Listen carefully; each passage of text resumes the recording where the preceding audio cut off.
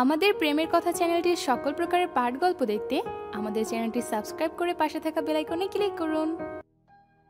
তুই আগের মতো রয়ে গিয়েছিস রে নুসরাত। মার খেলে উফ শব্দ করিস না। তুই আমার হাতে মার খেতে মনে হয় পছন্দ করিস। হাত ছেড়ে দিল আরশ। দরজার বাহিরে যেতেই নুসরাত নিজের সর্বশক্তি দিয়ে ঠাস করে আরশের পিঠে থাপ্পড় মারল। এতক্ষণ চুপ ছিল এই সুযোগের অপেক্ষায়। আরশ দরজা ধাক্কা দিয়ে ভেতরে ঢোকার চেষ্টা করতে লাগলো। মেয়েটার এত বড় সাহস, তাকে মারে। এপাশ থেকে নুসরাত দরজা লাগানোর জন্য ধাক্কা দিচ্ছে, আর ওপাশ থেকে আরশ খোলার জন্য ধাক্কা দিচ্ছে। আরশের শক্তির কাছে নুসরাতের শক্তি কিছুই না। দরজা ধাক্কা দিতে দিতে বলল, তোর কাছে পেয়ে নেই বেয়াদব, একটা দাঁত জায়গায় থাকবে না। দরজা খুল অসভ্য মেয়ে। বড় ভাইয়ের উপর হাত তুলিস। আজ তোর একদিন কি আমার একদিন। আপনি কি করবেন আমি তা দেখে নিব। বড় বড় কথা বলা বন্ধ করে ভাগুন এখান থেকে। আমি আপনার সাথে মারামারি করতে গিয়েছিলাম, নিজেই এসে মারামারি লাগিয়ে দিলেন। আমার থেকে দূরে থাকবেন, না হলে মাথা ফাটিয়ে দিব। দরজা খুলতে পারলে তোর কি অবস্থা হবে নুসরাত, তুই চিন্তাও করতে পারবি না। তার দিয়ে সর্বশক্তি দিয়ে আরশ ধাক্কা দিল। আরশের এক ধাক্কায় দরজা খুলে গেল। রুমের ভেতরে প্রবেশের পূর্বে জায়ান এসে টেনে নিয়ে গেল আরশকে দরজার সামনে থেকে। কি বাচ্চাদের মতো ঝগড়া করিস কেন? রুমের দরজা নিয়ে টানাটানি করিস কেন? হ্যাঁ, দরজা ভেঙে হাতে নিয়ে নিবি নাকি? ওই বেয়াদব মেয়ে আমাকে থাপ্পড় মেরেছে ছোট ভাইয়া। দরজায় পা দিয়ে আঘাত করে বলল আরশ।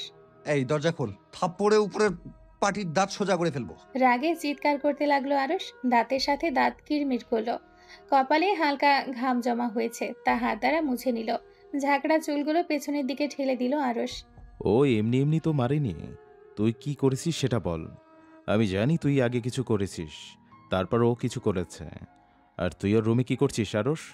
নিশ্চয়ই মেয়েটাকে জ্বালাতে আসছিস। ওর থেকে দূরে থাকবি।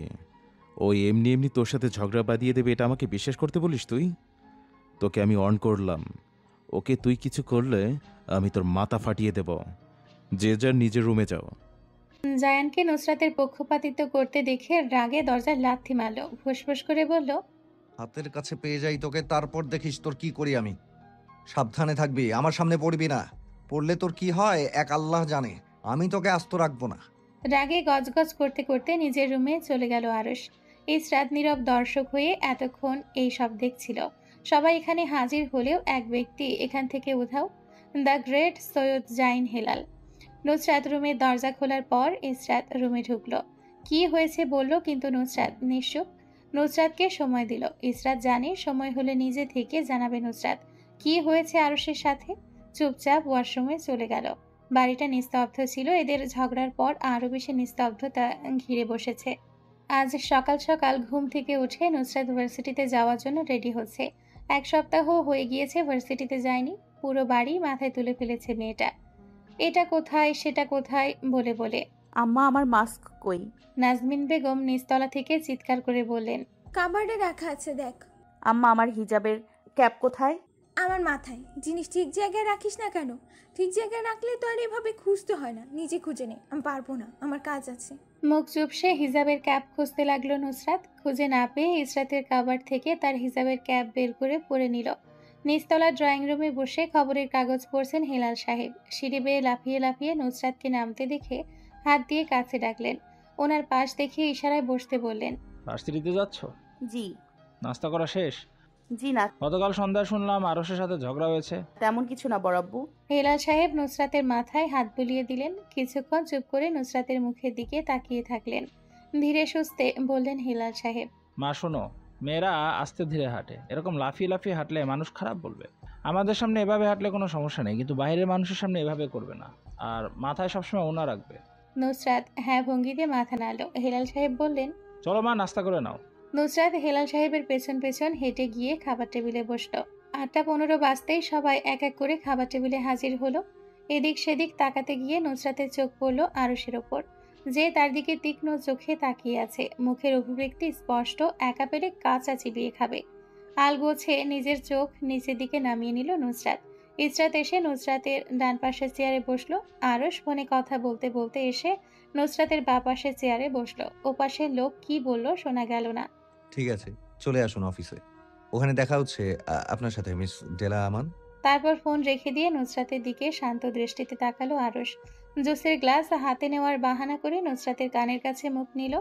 বলেছিলাম না আমার চোখের সামনে পড়বি না? পড়েছিস তো। এবার শুধু তোকে একা পেয়ে যাই, দেখিস কি করি। জুস হাতে নিয়ে সরে আসার সময় নুসরাতের হিজাবের কাছে নিজের মুখ নিল। নাক মুখ কুচকে নুসরাতকে ধমকে বলল, চুলে শ্যাম্পু করিস না? কি বাজে গন্ধ তোর চুলে, ছি! মেয়ে মানুষ এত অপরিষ্কার হয়, তোকে না দেখলে জানতেই পারতাম না। নুসরাত কোনো কথার উত্তর দিল না, নিজের খাবার খাওয়ায় ব্যস্ত হয়ে গেল। এমন ভাব করলো যেন কোনো কিছু শুনতে পায়নি। হঠাৎ মনে হলো সে তো হিজাব পরেছে, তাহলে চুলের সুবাস পেল কিভাবে? নুসরাত অবাক হয়ে তাকালো, চোখের পাতা ফেলে আরশের দিকে হাঁ করে তাকিয়ে রইল। কি? আমি হিজাব করেছি, আপনি কিভাবে চুলের সুবাস পেলেন? আরও সামতামতা করলো। কোনো জুৎসই উত্তর না পেয়ে যা মুখে আসলো বলে দিল। তোর চুলের গন্ধ এত বাজে আর ঝাঁঝালো যে হিজাবের উপর দিয়েও গন্ধ ছড়াচ্ছে। মিথ্যা কথা বলার জায়গা পান না, মুখে যা আসলো তাই বলে দিলেন। সন্ধেবেলায় জাইন ইসরাতের রুমের দরজায় ধাক্কা দিল। ভেতর থেকে আসছি বলে উত্তর আসলো। 5 মিনিট পর যখন আসলো না, বিকট শব্দে ধমক দিল জাইন। কি করছো তুমি? দরজা খুলতে এত সময় লাগে? তাড়াতাড়ি আসো, আমার কাজ আছে। তোমার মতো বসে নেই। রুমের দরজা খুলে তাড়াতাড়ি বের হয়ে আসলো ইসরাত। ধমক খাওয়ার পরও মেয়েটা সুন্দর করে উত্তর দিল। জি ভাইয়া বলুন। ওয়াইফাইয়ের পাসওয়ার্ডটা দাও। আসলে ভাইয়া আব্বু ওয়াইফাই লাগায়নি বাড়িতে। এতদিন ধরে বলোনি কেন? বাস ওয়াইফাই নেই? তোমরা তো আগের মতো ব্যাকডেটেড হয়ে গিয়েছো। চাচা লাগেনি কেন? অনিকা, আহান আর আরিশার পড়ার ক্ষতি হবে বলে। হাত দিয়ে চুল মুঠোয় বন্দি করলো। হাতের তালু দিয়ে মুখের সেট জল মুছলো জাইন। এই, তোমরা কি পাগল? পড়ার ক্ষতি হওয়ার হলে এমনিতেই হবে। এসব ফাউল লজিক কে দিয়েছে তোমাদের? কুল সাইন, কুল। এখানে দাঁড়িয়ে দাঁড়িয়ে আমার মুখ ধুয়েছো কেন? যাও পড়তে বসো। আরেকটা ধমক খেয়ে ইসরাতের মুখ চুপসে গেল, সুন্দর মুখটা কালো হয়ে গেল। এই শোনো, চাচা বাসায় আছে? জি আছে আব্বু বাসায়। জাইনের এক মুহূর্ত অপেক্ষা করলো না, ব্যস্ত ভঙ্গিতে নাসির সাহেবের রুমের দিকে চলে গেল। নাসির সাহেবের সাথে কিছু গুরুত্বপূর্ণ ডিসকাস শেষ করে ফোন কানে লাগিয়ে হ্যালো হ্যালো বলে নিজের রুমের ভেতর চলে গেল জাইন। রাত 8টার সময় ওয়াইফাই লাইন লাগানোর জন্য কিছু লোক আসলো। ওয়াইফাই লাগানো শেষ করে জাইনকে জিজ্ঞেস করলো কানেকশন কোথায় পর্যন্ত রাখবো। জাইনকে কথা বলতে না দিয়ে মেহরুন্নিসা বললেন, কম হইলে সিলেট বাজার পর্যন্তই ওয়াইফাইয়ের নেটওয়ার্ক রাখো। ওয়াইফাইয়ের লোকেরা মেহরুন্নিসার দিকে হাঁ করে তাকিয়ে থাকলো। এই হা কইরা তাকাইয়া আসোস কে? মুখ দিয়া তো মশা ঢুইকা যাইব। যেইটা বলছি ওইটা করো। জাইন ইশারা দিয়ে বলল হ্যাঁ বলতে। জাইনের কথা মতো সবাই হ্যাঁ বলল। নুসরাত এসে মেহরুন্নিসাকে টেনে নিয়ে চলে গেল। বাসার সামনে পর্যন্ত নেট থাকলেই হবে। ওয়াইফাই লাগানোর পর লোকেরা চলে গেল। রাতের বেলা ইসরাত, চিংড়ি মাছের তরকারিটা এদিকে দাও। ইসরাত নিজের খাবার খেতে থাকলো। জাইনের কথার কোনো উত্তর দিল না, এমন ভাব করলো যেন ও শুনেই নি জাইনের কথা। মেহরুন্নিসা পান খাওয়া লাল দাঁত বের করে বললেন, আই সেমরি, বড় ভাই কি কয় শুনতে পাস না? বেয়াদব সেমরি ওইটার সাথে থাইকা নষ্ট হইয়া যাইতাছে। জাইন আর ইসরাত মেহরুন্নিসার প্রিয় নাতি। জাইনের কথা না শুনলে মেহরুন্নিসা নাক ফুলিয়ে ফেলেন। মেহরুন্নিসার বকা খেয়েও যখন তরকারি বাটি দিল না, তখন তিনি ঠাস করে নুসরাতের পিঠে থাপ্পড় মারলেন। ইসরাতের ওপরে রাগ নুসরাতের ওপর প্রকাশ করলেন। নুসরাত ভ্রু কুঁচকে তাকালো মেহরুন্নিসার দিকে। তাকে কেন থাপ্পড় মারলেন মেহরুন্নিসা জানতে চেয়ে কিছু জিজ্ঞেস করতে হলো না। মেহরুন্নিসা নিজেই বললেন, এইটার সাথে থাইকা আমার ভালো নাতিনটা খারাপ হইয়া যাইতাছে। নাসির, তুলে না কইছিলাম দুইটারে এক রুমে দিস না? তুই আমার কথা শুনলি না। আইজ আমার কথা শুনলে এই দিন দেখতে হইতো না। বিলাপ করতে লাগলেন মেহরুন্নিসা। হিলাল সাহেব বিরক্ত হলেন। খাবারের সময় এই কি নতুন নাটক? মেহরুন্নিসা কিছু বলতে গেলে হিলাল সাহেব চোখ দেখালেন, আর কিছু না বলে চুপ হয়ে গেলেন মেহরুন্নিসা। যাকে নিয়ে এত সব সে চুপ হয়ে বসে আছে। জাইন এসবে ভ্রুক্ষেপহীন। কে কি করলো না করলো তার কিছুই যায় আসে না। খাবার টেবিলে চামচের টুংটাং শব্দে মুখরিত। সাজিদার ছেলে শুভ্র খাবার খাওয়ার মাঝখানে শব্দ করছে। মাঝে মাঝে আম্মা আবা বলে ডাকছে। লুৎফা বেগম বললেন, ভাইয়া আগামীকাল চলে যাবে। কেন? আরো 2-1 সপ্তাহ থাক। আর থাকা যাবে না, আশিকটাও চলে গিয়েছে। কি খাচ্ছে না খাচ্ছে কিছুই জানি না। আর কিছুদিন পর তো মমরও পরীক্ষা, তাই 2 দিন বাদে যাওয়ার থেকে আগামীকালই চলে যাওয়াই। আচ্ছা, তোর ইচ্ছা, আমি তো আর কিছু বলতে পারি না। রাত 2:45। শনশন বাতাসের শব্দ, ঝিঝি পোকার ঝিঝি শব্দে পরিবেশ মুখরিত। যান্ত্রিক গাড়ি দু একটা চলাচল করছে। দোতলার বারান্দায় বসে খেয়াল করছিল ইসরাত। সন্ধেবেলার কথা মনে হলেই মন খারাপ হয়ে যাচ্ছে। আকাশে তারার দিকে তাকিয়ে দীর্ঘশ্বাস ছাড়ল ইসরাত। কি করছিস? তারা গুনছি। কথাগুলো শান্ত শোনালো নুসরাতের কানে। নুসরাত হে হে করে হাসলো। ফাউল কথা বলার জায়গা পাস না? তারা আবার গনা যায় নাকি? ইসরাত কথার উত্তর দিল না, নিশ্চল হয়ে বসে রইল। যান্ত্রিক গাড়ির দিকে তাকিয়ে থেকে জিজ্ঞেস করলো, আমি কি ব্যাকডেটেড? কে বলেছে তুই ব্যাকডেটেড? এত বড় সাহস কার? আমাকে বল, আমি ওর মুখ ফাটিয়ে দিব। ওই আরসের বাচ্চা বলছে তোকে তুই ব্যাকডেটেড। শালাকে সুযোগ পেলে অছর দিয়ে মেরে ফেলবো। নুসরাত বকবক করতে লাগলো। এত বকবক করার পর যখন দেখলো ইসরাত কথা বলছে না, মন খারাপ করে আছে, নুসরাত নিজেও চুপ হয়ে গেল। জোরে নিঃশ্বাস ফেলল। বারান্দায় দেওয়ালের সাথে লেগে বসে ইসরাতকে ইশারা করে তার কাছে বসার জন্য। আচ্ছা, যেই বলুক না কেন কথাটা, মন খারাপ করিস না। দাদাও তো আমাকে কত কি বলে, আমি কখনো মন খারাপ করি? কিন্তু দাদি দেখেছিলি জাইন ভাইয়ের পক্ষপাতিত্ব করে আমাকে ধমক দিয়েছিল। তুই জানিস না দাদার পছন্দের নাতি আরশ ভাই, জাইন ভাই আর তুই, এই দুইজনের কথা না শুনলে দাদা গাল ফোলায়। তোর কথা আমি না শুনলে দাদি গাল ফোলায়। তুই আর মন খারাপ করিস না।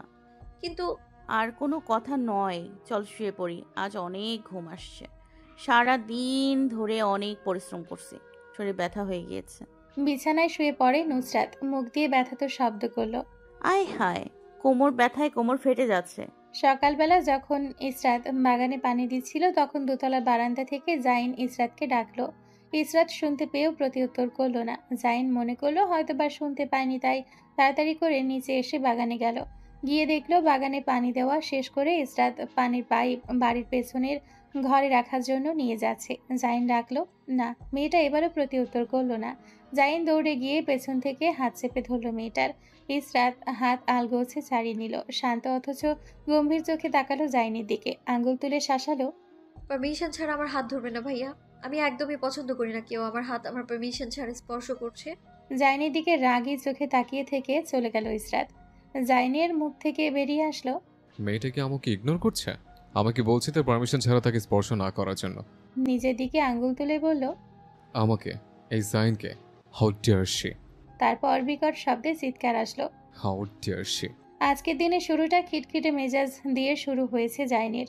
মুখ কেমন ভার করে বসে আছে ড্রয়িং রুমের সোফার মধ্যে, চুল হাতের মুঠোয় পুড়ে মাথা নিচের দিকে দিয়ে বসে আছে। জাইনকে অতিরিক্ত চুপচাপ দেখে লিপি বেগম এসে পাশে বসলেন, পিঠে হাত বুলিয়ে জিজ্ঞেস করলেন, বাবা শরীর খারাপ করেছে, কাজে যাবি না? না আম্মু। কিছু খাবি? এই মুহূর্তে ব্ল্যাক কফি দিলে বেশি ভালো হয়। আচ্ছা তুই রুমে গিয়ে রেস্ট কর, আমি কফি নিয়ে আসছি। জাইন রুমে যাওয়ার জন্য সোফা থেকে উঠে দাঁড়াতেই মাথা ঘুরে উঠল। সোফার হাতল এক হাত দিয়ে চেপে ধরে নিজেকে সামলালো। চোখের সামনে সবকিছু তিনটা করে ভাসলো। ধুম করে সোফায় বসে পড়ল, চোখ বন্ধ করে জোরে শ্বাস নিল। যখন স্থির হলো তখন উঠে হাঁটা ধরলো নিজের রুমের দিকে। আপনাদের স্যার তো দেখছি সময়ের বিষয়ে একটু পাংচুয়াল না। মিটিং হওয়ার কথা ছিল সকাল 10টায়, এখন বাজছে 10টা 5। আপনাদের স্যার কোথায়? মেয়েটার কথা শেষ হওয়ার পূর্বে কনফারেন্স রুমে দরজা ঠেলে ভেতরে প্রবেশ করলো সুঠাম দেহের অধিকারী সুদর্শন পুরুষ। কালো রঙের কোট, কালো রঙের প্যান্ট পুরুষটার সৌন্দর্যের পরিমাণ আরেকটু বাড়িয়ে দিয়েছে। I am so sorry miss Della Ahmed. হাতের ঘড়ির দিকে একবার তাকিয়ে বলল পুরুষটা, 7 minute late, again sorry. It's okay mister Arush. তাহলে শুরু করা যাক। Yeah sure. নিজেদের মধ্যে কথা বলা শেষ করে উঠে দাঁড়ালো কনফারেন্স রুম থেকে বের হওয়ার জন্য। দরজার কাছে গিয়ে আরশ এক হাত দিয়ে সামনের দিকে ডেলাকে যাওয়ার জন্য ইশারা করলো। ডেলা সামান্য হেসে সামনের দিকে চলে গেল। কনফারেন্স রুম থেকে বের হওয়ার পর আরশ এবং ডেলা একসাথে হেঁটে যাচ্ছিল। I am impressed on you mister Arush. Arash সৌজন্যতা রক্ষার্থে হালকা হেসে ধন্যবাদ জানালো। জায়ান চুপচাপ শুয়ে সিলিং ফ্যানের দিকে তাকিয়ে তাকিয়ে ভাবছে, এই ফ্যান যদি খুলে ঠাস করে তার উপর পড়ে যায় তাহলে তার মুখ ফেটে গিয়ে দেখতে কিরকম হবে। ফোনের ভাইব্রেশনের শব্দে জায়ান নিজের চিন্তা ভাবনা দুদিকে ঝেড়ে ফেলে বিছানা হাতড়ে মোবাইল হাতে নিল।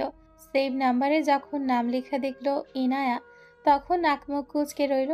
ফোনের দিকে তাকিয়ে বিড়বিড় করে বলল, এই শাকচুনি, এখন আমাকে কল দিচ্ছিস কেন? রিং বাজতে বাজতে কলটা কেটে গেল। যার প্রয়োজন সে কল দিবে বলে ফোন রাখতে যাবে, এর মধ্যে আবার কল আসলো। ফোনটা কানে লাগিয়ে কর্কশ গলায় বলল, হ্যালো বাবু, কল ধরছো না কেন? রাগ করেছো? আজ এত ভালো করে কথা বলছে কেন? বাবু কি বলছো? না কিছু না। একটা ভিডিও কল দাও। এখন বাবু? হুম। একটু পর কল দিবে দেই। না, এক্ষুনি দিবে তুমি কল। এত তামাশা করার কি আছে? এই তো আসল রূপ বের হয়ে আসছে। এতক্ষণ নাটক করছিল কেন শালি? বাবু কিছু বলছো? না জান, কিছুই বলিনি। তাহলে কলে আসো। হুম। কাঁদো কাঁদো মুখ করে জায়ান ভিডিও কলে গেল। নিজ মনে হাজারটা গালি দিল ইনায়াকে, সাথে নিজেকেও গালি দিল। কেন যে গিয়েছিল এর সাথে রিলেশনে, আবার নিজেই উত্তর দিল আল্লাহই ভালো জানে। ভার্সিটি থেকে আসার পর শাওয়ার নিয়ে বিছানায় শুয়ে আছে নুসরাত। শরীরে কোনো শক্তি খুঁজে পাচ্ছে না, এমনি বিছানার মধ্যে শুয়ে চিৎকার করছিল। যখন দেখলো চিৎকার শুনেও কেউ আসছে না, তখন আয়নার সামনে দাঁড়িয়ে বিকট শব্দে আম্মা বলে চিৎকার করলো। নাজমিন বেগম নিচ থেকে সেই চিৎকার শুনলেন, একবার উপরে তাকিয়ে দেখলেন, তারপর আবার নিজের কাজে মনোযোগ দিলেন। নাজমিন, যাচ্ছিস না কেন? মেয়েটা তোকে ডাকছে। ভাবি এমনিই ডাকছে, ওসবে পাত্তা দিও না। যাস না, গিয়ে দেখ, দেখবি কোনো দরকারে ডাকছে। গিয়ে দেখো বড় ভাবি আয়নার সামনে দাঁড়িয়ে আছে, চোখের ডার্ক সার্কেল দেখছে আর চিৎকার করছে। এটা প্রতি সপ্তাহে হয়। ভার্সিটিতে যেদিন যাবে সেদিন এরকম কাণ্ড কারখানা হবে, এটা নিশ্চিত থাকবেন। লিপি বেগম দীর্ঘশ্বাস ফেললেন ওহ বলে।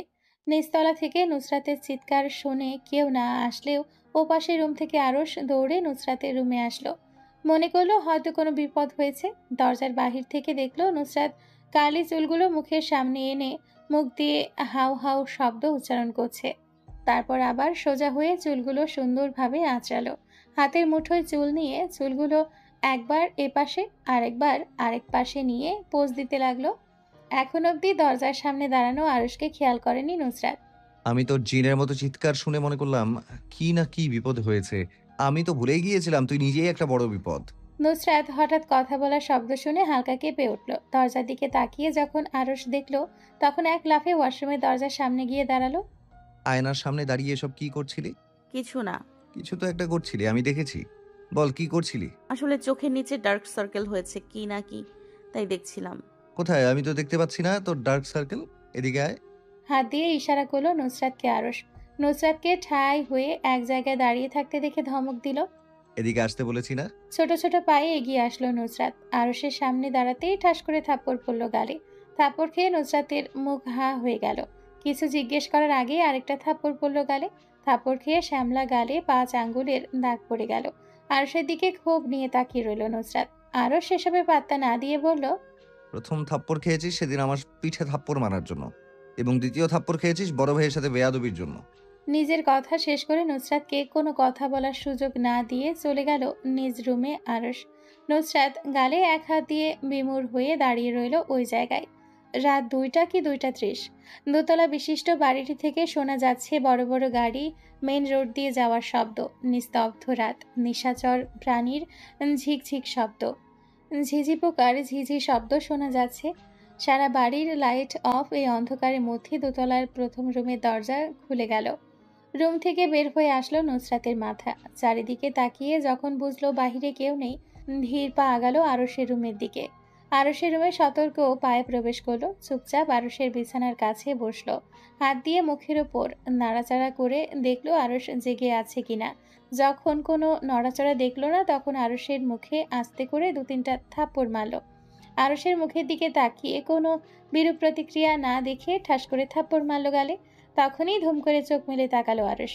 আরেকটা থাপ্পড় মারার জন্য তোলা হাত ওইভাবে তোলাই রইল। আরশকে শান্ত দৃষ্টিতে তাকিয়ে থাকতে দেখে বিমূঢ় হয়ে গেল নুসরাত। নড়চড় করার শক্তি খুঁজে পেল না। নিজ মনে ভাবলো, রেডি কর কাল থাপ্পড় খাওয়ার জন্য। কে বলেছিল এটা থাপ্পড় মারার জন্য, এত রাতে আসার জন্য? আল্লাহ এবারের মতো বাঁচিয়ে নাও, আর কোনোদিন আমার সামনে বসে থাকে ব্যক্তির সাথে পাঙ্গা নিব না, সুযোগ পেলে অবশ্যই নিব। আরশ এক ভ্রু তুলে নুসরাতের দিকে তাকিয়ে রইল।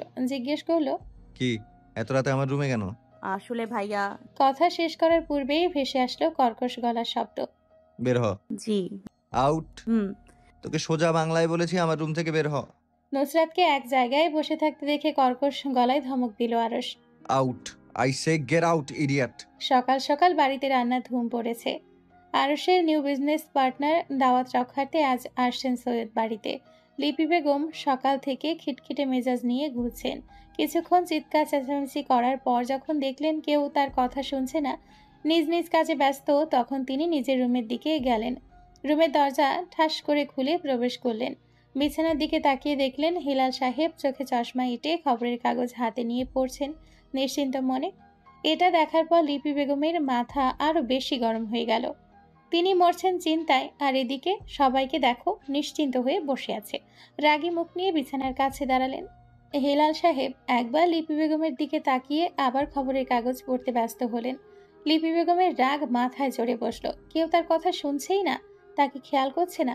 বিছানার পাশের বক্সের ওপর থেকে পানি ভর্তি গ্লাস নিয়ে পানি ফেলে দিলেন হেলাল সাহেবের ওপর। বিছানা থেকে ধড়ফড় করে উঠে বসলেন হেলাল সাহেব। কি হয়েছে লিপি? লিপি বেগম উত্তর না দিয়ে তাকিয়ে থাকলেন হেলাল সাহেবের দিকে। হেলাল সাহেব ঘাবড়ে গেলেন। নিজ মনে ভাবলেন উনি আবার কি ভুল করলেন, কিছু মনে করতে পারলেন না। লিপি বেগমের দিকে তাকাতেই দেখলেন তার দিকে শান্ত হয়ে তাকিয়ে আছে। এরকম ভয়ঙ্কর দৃষ্টিতে তাকিয়ে আছো কেন? কি হয়েছে বলো। কিছু না। হেলাল সাহেব এক হাত দ্বারা লিপি বেগমকে জড়িয়ে ধরে পাশে বসালেন। কি হয়েছে বলো। কিছু না। আরে বলো কি হয়েছে। জায়ান কিছু করেছে? না। তাহলে জায়ান কিছু করেছে তাই না? না, আপনার ছেলে আরশ করেছে। আজ মেহমান আসবে। আপনার ছেলে গতকাল রাতেই তো আমাকে জানাতে পারতো, কিন্তু আপনার ছেলে আমাকে আজ জানাচ্ছে তার বিজনেস পার্টনার আসছে। এই ছেলের কোনো কাণ্ডজ্ঞান নেই, আপনার মতো হয়েছে একদম। তো এখন জানালে কি হয়েছে? আরে আপনি বুঝতে পারতেছেন না কেন? রান্না হবে কখন, নাস্তা হবে কখন, আর খেতে দিব কখন? দুপুরের খাবারের সময় হওয়ার আগে তো সবাই খিদে পেয়ে যায়। আর যদি দুপুরের খাবারের টাইমের আগে বলে খিদে পেয়েছে, তখন দেখবে মজা। আর আপনাকে বলছি, কিছুক্ষণ পর এটা খাবো ওটা খাবো বলবেন না, তাহলে আজ আপনার একদিন, নইলে আমার একদিন। লিপি বেগম স্বামীর সাথে আরো কিছুক্ষণ চিৎকার চেঁচামেচি করে রুমের বাইরে আসলেন। এবার কিছুটা শান্তি শান্তি লাগছে, নিজ মনে বিড়বিড় করলেন লিপি। হেলাল সাহেব বিমূর নেত্রে তাকিয়ে থাকলেন তার সহধর্মিণী যাওয়ার পথে। এসেছিল আরশের কথা বিচার দিতে, চলে গেল তাকে অপমান করে। মুখ দিয়ে বের হয়ে আসলো, আজব মেয়ে মানুষ। বাড়ির সামনে লাক্সারিয়াস একটি মার্সিডিজ এসে দাঁড়ালো। হর্নের শব্দে দোতলা থেকে নেমে আসলো আরশ। দরজার সামনে গিয়ে দেখলো বাড়ির কর্ত্রীরা ইতিমধ্যে সবাই এসে দাঁড়িয়ে আছে মেহমানকে নিয়ে আসার জন্য। ড্রাইভিং সিটে দরজা খুলে বাহিরে পা রাখলো এক রমণী। রমণীটি মার্সিডিজ থেকে নেমে কোটের বোতাম লাগালো। সাদা রঙের কোট, চোখে ডিওরে চশমা, ব্রাউন কালার সিল্কি চুল, বাতাসে এলোমেলো উড়ছে রমণী চুলগুলো। হাঁটার সাথে স্টেলিটো শব্দ করছে। নীরবতা ভেঙে আরশ বলল, welcome my home miss Della, thanks for coming. Mansion not mister. বাড়ির কর্ত্রীদের দিকে তাকিয়ে সালাম দিল ডেলা। আসসালামু আলাইকুম। ওয়ালাইকুম আসসালাম। কেমন আছো? জি ভালো আছি, আপনারা কেমন আছেন? আলহামদুলিল্লাহ, আমরা ভালো আছি। এখানে দাঁড়িয়ে সব কথা বলা শেষ করে ফেলবে? ভেতরে যাবে না? পরে গল্প করব। চলো মেয়ে, চলো। নাস্তা পরিবেশনের পর লিপি বেগম বললেন, নাও মেয়ে, খাওয়া শুরু করো, পরে গল্প হবে, আগে খাওয়া শুরু করো। জি। লিপি কাবাব এগিয়ে দিতে দিতে বললেন, এটা খেয়ে দেখো, দারুণ খেতে। না না, আর খেতে পারবো না আন্টি, আমার পেট পুরো ফুল হয়ে গিয়েছে। নিচতলায় শোরগোলের শব্দ শুনে রুম থেকে বের হলো জাইন, কে এসেছে সেটা দেখার জন্য। সেই সময় দরজা খুলে ইসরাত বের হলো রুম থেকে। পেছন থেকে নুসরাত বের হলো। জাইনকে খেয়াল করেনি নুসরাত। হঠাৎ দরজা খোলার জন্য দরজার পাশে দাঁড়িয়ে পড়েছিল জাইন। সরবাল মুখের সামনে থেকে ধাক্কা দিয়ে ইসরাতকে পাশে সরিয়ে সিঁড়ির দিকে চলে গেল। পেছন ফিরে তাকালে দেখতে পেত ইসরাতকে ধাক্কা দেওয়ার জন্য সে জাইনের ওপর ধপাস করে গিয়ে পড়েছে। নিচতলার সদর দরজা দিয়ে ভেতরে ঢুকছিল জায়ান। ঝড়ের গতিতে কেউ এসে জড়িয়ে ধরল তাকে। নিজের ব্যালেন্স ঠিক রাখতে না পেরে জায়ান মেঝেতে ধপাস করে পড়ল। তার উপর পড়ল জড়িয়ে ধরা ব্যক্তিটি। মেঝেতে পড়ে একবার ব্যথা পেল জায়ান, আবার তার উপর কেউ পড়ার জন্য আরও একবার ব্যথা পেল কোমরে। মুখ দিয়ে বের হয়ে আসলো জায়ানের, কোন বালরে, পড়ার জায়গা পাস নিয়ে আমার উপর পড়তে হলো। নুসরাতের এই খামখেয়ালের জন্য আজ পরে গিয়ে মেয়েটা ব্যথা পেত। নিজে নিজে বিড়বিড় করে এসে দোতলার সিঁড়ির রেলিং ধরে দাঁড়ালো জাইন। নিচে একটা মেয়েকে কেন্দ্র করে বসেছিল সবাই। মেয়েটা সিঁড়ির দিকে পিঠ করে বসেছিল, তাই তার মুখ দেখা যাচ্ছিল না। সদর দরজা দিয়ে জায়ানকে ভেতরে ঢুকতে দেখে মেয়েটা দৌড়ে গিয়ে জড়িয়ে ধরল। জাইনের মুখ থেকে পড়ে যাবে বলার আগে জায়ানকে নিয়ে ধপাস করে পড়ল মেয়েটা। মেয়েটা যখন মেঝে থেকে উঠে কোট ঝেড়ে পেছনে ফিরে তাকালো, তখন দোতলা থেকে জাইন মেয়েটার মুখ দেখে নিচে নামলো। পেছন থেকে এসে হালকা স্পর্শ করলো। হোয়াট এ সারপ্রাইজ ডেলা। ডেলা নিজের পেছন থেকে চীনা পরিচিত মানুষের গলার আওয়াজ শুনে পেছন ফিরে তাকালো। যখন দেখলো মানবটি তার প্রিয় একজন ব্যক্তি, 2 হাত দিয়ে জড়িয়ে ধরলো জাইনকে। জাইন, তুই এখানে? তো এটা কি? এটা আমার যমজ ভাই জায়ান। এই জন্যই তো বলি তুই আমাকে চিনতে পারছিস না কেন। এই জন্যই বলি ক্লিন শেভ করলি কখন? আর কে যেন বললো ছেলেটা? বাবা। ডেলাকে কথা শেষ করতে না দিয়ে জায়ান বলল, বলেছিলাম ভালো আছো তুমি? না না, এইটা তুমি বলনি, আরো কি যেন বলেছিলে। না না, এটা বলেছিলাম। নুসরাত, আমি ভালো আছি এটা বলছিলাম না? নুসরাত তবদুল খেয়ে তাকিয়ে থাকলো। ও কি জানে? ও তো এই মাত্র এখানে এসছে। তবুও জায়ানের কথায় সায় দিয়ে হ্যাঁ ভঙ্গিতে মাথা নাড়ল। তুই এখানে এখানে আসবি আমাকে আগে বললি না? আরুষের দিকে আঙ্গুল তুলে ইশারা করে বলল, মিস্টার আরুষের সাথে আমি নিউ ডিল সাইন করেছি। মিস্টার আরুষ ইনভাইট করেছিলেন আমাকে আসার জন্য, অ্যান্ড নাও আমি এখানে দাওয়াত রক্ষাতে। ও, আমার সাথে চল, তোর সাথে আমার অনেক কথা আছে। জাইন ডেলাকে নিয়ে নিজের রুমের দিকে চলে গেল। লিপি বেগম চোখ মুখ কুঁচকে বসে রইলেন। মুখ দেখে বোঝা যাচ্ছে এই বিষয়ে মোটেও তিনি পছন্দ করেননি। একটা মেয়েকে নিয়ে তার ছেলে পার্সোনাল রুমে চলে যাচ্ছে, আর কেউ কিছু বলছে না। ছেলেরা তো দেখছেন কোনো কাণ্ডজ্ঞান নেই। যে সকল নাস্তা পরিবেশন করা হয়েছিল ড্রয়িং রুমে, সেগুলো নিয়ে কিচেনে রাখছিলেন নাজমিন। পিরিচে থেকে যাওয়া খাবারগুলো পাত্রে রাখছেন রোহিণী, আর ঝর্ণা সেগুলো পরিষ্কার করে নিজ নিজ জায়গায় রাখছেন। ড্রয়িং রুম থেকে খাবার কিচেনে নেওয়া শেষ করে নাজমিন চলে গেলেন। কিচেনে রয়ে গেলেন রোহিণী ও ঝর্ণা। দেখেছো, রোহিণী ওনার ছেলে একটা মেয়ে নিয়ে রুমে চলে গেল, এই বিষয়ে কিছুই বললেন না। আর আমাদের ছেলেমেয়েরা একটু জোরে কথা বললে এসে দোষ ধরতে শুরু করেন। নিজেদের সন্তান ঠিক নেই আর অন্যের সন্তানের পেছনে পড়ে থাকেন। আচ্ছা বাদ দাও এসব আপা, এসব বলে তো আর কিছু হবে না। যার যা ইচ্ছা করুক, আমাদের কি? কাজের মেয়ে রহিমা এসে তখন কিচেনে ঢুকলো। সেজো আম্মা, বড় ভাই কইছে কাউরে দিয়া যাইতে তার রুমে কাপি পাঠানোর জন্য। আচ্ছা তুই এখন যা আমার কাছে, আমি পাঠিয়ে দেব কাউকে দিয়ে। আপা আমি বসিয়ে দেই কফি, তুমি বাটিগুলো পরিষ্কার করে নাও। আমাদের কাজের বেডি পাইছে তারা, একজন পরে একজন শুধু অর্ডার দিয়েই যাচ্ছে। আচ্ছা বাদ দাও। কিচেনের সামনে দিয়ে যাচ্ছিল নুসরাত ও ইসরাত। হঠাৎ ভেতর থেকে ফুসুর ফুসুর শুনে কিচেনের দরজার পেছনে দাঁড়িয়ে গেল নুসরাত। ইসরাত কিছু জায়গা হেঁটে যাওয়ার পর যখন দেখলো নুসরাত তার সাথে নেই, সে ফিরে আসলো আবার পেছনের দিকে। ইসরাত দেখলো নুসরাত কিচেনের দরজার পেছনে লুকিয়ে কি যেন করছে। হালকা করে পেছন থেকে স্পর্শ করতে মেয়েটা কেঁপে উঠল। মনে হচ্ছে চুরি করতে এসে ধরা পড়ে গিয়েছে, এরকম মুখ বানিয়েছে। কি করছিস এখানে? নুসরাত হাত দিয়ে আস্তে আস্তে কথা বলার জন্য ইশারা করলো। ইসরাত ভ্রু কুঁচকে তাকিয়ে থাকলো নুসরাতের দিকে। ইশারা করলো কেন আস্তে কথা বলবে। ওই দেখ, এই মহিলারা আবার চুগলি করছে। এদের কি আর কোনো কাজ নেই? সারা দিন চুগলি করা ছাড়া। তাই তুই লুকিয়ে লুকিয়ে মানুষের কথা শুনবি? It's a bad habit. মানুষের কথা লুকিয়ে শুনতে নেই। চুপ কর বেডি, আমি তো শুনবো। বলে চুল উড়িয়ে চলে গেল নুসরাত। ইসরাত ওখানে দাঁড়িয়ে রইল। মেয়েটা তার কথা শুনলো না। হঠাৎ করে মনে হলো তারা কি যেন একটা কাজ করতে যাচ্ছিল। ব্রেইন ক্যাচ করলো নুসরাত তো চলে যাচ্ছে। এই মেয়ে যদি একবার বিছানায় শুয়ে পড়ে তাহলে সেখান থেকে তোলা মুশকিল হয়ে পড়বে। পেছন থেকে চিৎকার করে ডাকলো ইসরাত, এই মেয়ে। সময় 11টা বেজে 17 মিনিট। রৌদ্রোজ্জ্বল দিন হওয়ায় সূর্য খাড়াভাবে কিরণ ছড়াচ্ছে। এই রোদের মধ্যে নুসরাত এবং ইসরাত বাগানে গাছের নিচে জন্মানো আগাছাগুলো পরিষ্কার করছিল। নুসরাত তিক্ত বিরক্ত ইসরাতের উপর। এই গরমের মধ্যে মানুষ এসির নিচে বসে থাকে, আর ওরা কি করছে? আগাছা পরিষ্কার করছে। কপালে জমায়িত সেচ জল হাত দিয়ে পরিষ্কার করে নিল। ইসরাতের দিকে তাকিয়ে দেখল নাজমিন বেগমের বড় ওড়না সাথে কালো রঙের সুতি কামিজ পরে এই গরমে চুপচাপ আগাছা পরিষ্কার করে চলেছে। শুভ্র মুখ লাল হয়ে আছে রোদের তাপে। ঘামে সারা শরীর চপচপে হয়ে গেছে। বিকেলে করলে কি হতো? এখন চলে যাই, পরে করব। দেখো ঘেমে লাল হয়ে যাচ্ছি। ইসরাত পাত্তা দিল না। ও জানে মেয়েটা কাজ না করার জন্য বাহানা খুঁজছে। একবার যদি রুমে যাই আর 1 মাসের মধ্যে বাগানে নিয়ে আসা যাবে না। নুসরাতের কথা উত্তর না দিয়ে ইসরাত বলল, পানির পাইপ নিয়ে আয়। আমি এই গরমে সিদ্ধ হয়ে যাচ্ছি আর তুই পানির পাইপ নিয়ে আসছিস? আজ যদি আমি মারা যাই, এর ড্রাইভার কি তুই নিবি? নুসরাতের পেছন থেকে গম্ভীর স্বরে বলল আরশ, তুই এত তাড়াতাড়ি মরবি না, যা কাজ কর গিয়ে। দিন দিন অলস হয়ে যাচ্ছিস। সারাদিন মোবাইল টিপা, খাওয়া আর ঘুম ছাড়া কি করিস? সামান্য বাগান পরিষ্কার করতে এসে এত বাহানা করিস?